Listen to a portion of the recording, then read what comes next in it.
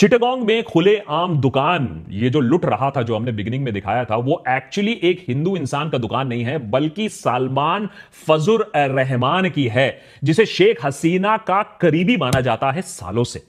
Sudarshan TV पर धू धू करता हुआ ये जो दुकान आपने देखा, ये किसी साजिश से जलाया नहीं गया है। ये एक्चुअली 11 जुलाई का फुटेज है, जब 15 कपड़े और प्लास्टिक के दुकान आग के चपेट में आ गए थे। इसे रिसाइकल कर हिंदू मुस्लिम एंगल देकर चलाया गया है और आपने इसे मान भी लिया। इसमें कोई शक नहीं है कि हिंदू धर्म स्थानों पर अटैक हुआ है, लेकिन यह भी सच है कि आपके सेंटिमेंट से खिलवाड़ करने के लिए Raj palace coffee shop and restaurant को मंदिर बनाकर दिखाया गया कि देखिए ये जल रहा है। जो घर यहां जल रहा है वो एक क्रिकेटर का तो घर है, लेकिन हिंदू क्रिकेटर लिटन दास का घर नहीं जल रहा है। ये घर बांग्लादेश क्रिकेट टीम के फॉर्मर कैप्टन मशरफे मुर्तजा का जल रहा है, जिसके तार शेख हसीना के आवामी लीग से जुड़े हुए हैं। यही नहीं, वो तो आवामी लीग से 2 बार सांसद बनकर चुनकर बांग्लादेश के संसद पर भी आ चुके थे और उसी का गुस्सा लोग निकाल रहे हैं।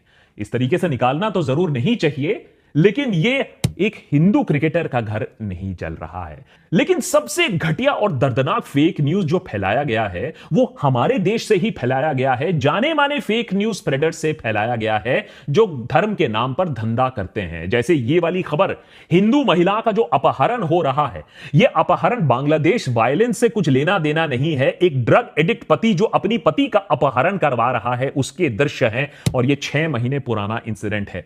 हिंदू महिलाओं का जो मास रेप का क्लिप है जो वायरल हुआ है, वो और भी शर्मनाक है, क्योंकि गूगल रिवर्स सर्च से पता चलता है ये क्लिप 2021 का है। और उससे भी शर्म की बात है कि ये बेंगलुरु का क्लिप है।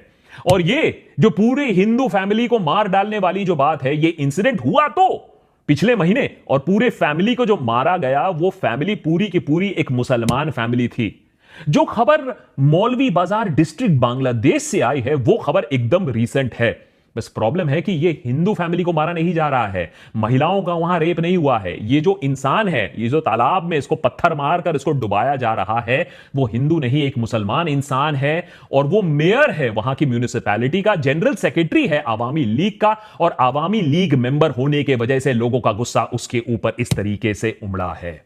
ऐसे न जाने आपको कितने और क्लिप्स मिल जाएंगे। जैसे ये एक औरत जिसका मुंह टेप्ड है, हाथ बंधे हुए हैं, जिसे मारने की तैयारी की जा रही है अकॉर्डिंग टू न्यूज, लेकिन ये औरत खुद ही अपना मुंह टेप करके यूनिवर्सिटी प्रोटेस्ट कर रही थी। इस तरीके के क्लिप्स को लेकर रिसाइकल करके आपके इमोशंस के साथ खेला जा रहा है।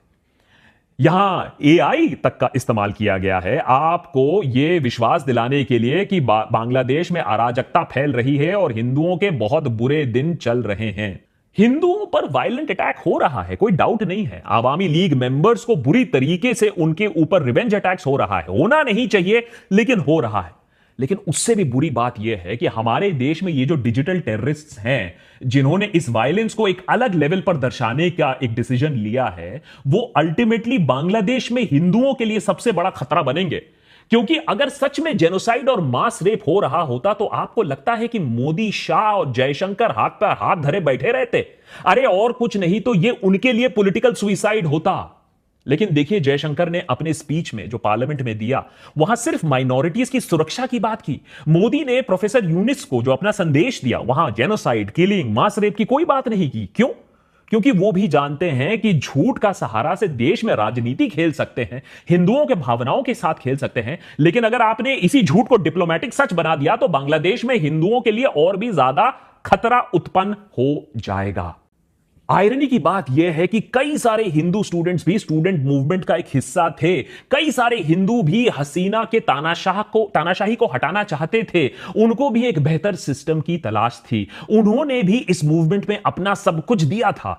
स्टूडेंट मूवमेंट कोई हिंदू मुस्लिम का मुद्दे से चला नहीं था। मुद्दा प्रोग्रेसिव था, मुद्दा इंक्लूसिव डेमोक्रेसी का था। जो मूवमेंट के कोऑर्डिनेटर हैं और जिन स्टूडेंट्स ने मूवमेंट में पार्टिसिपेट किया था, वो काफी बड़े लेवल पर कोशिश कर रहे हैं कि हिंदुओं के घरों पर, दुकानों पर, मंदिरों पर हमले ना हो। ऐसी कई तस्वीरें भी दिखने को मिली है कि कई स्टूडेंट्स ने वॉलंटियर ग्रुप्स का गठन किया है जो हिंदुओं के जगह जगह जाकर उनकी हिफाजत कर रहे हैं। मगर दिक्कत यह है कि ऐसे स्टूडेंट ग्रुप्स पूरे देश भर में फैल नहीं सकते हैं।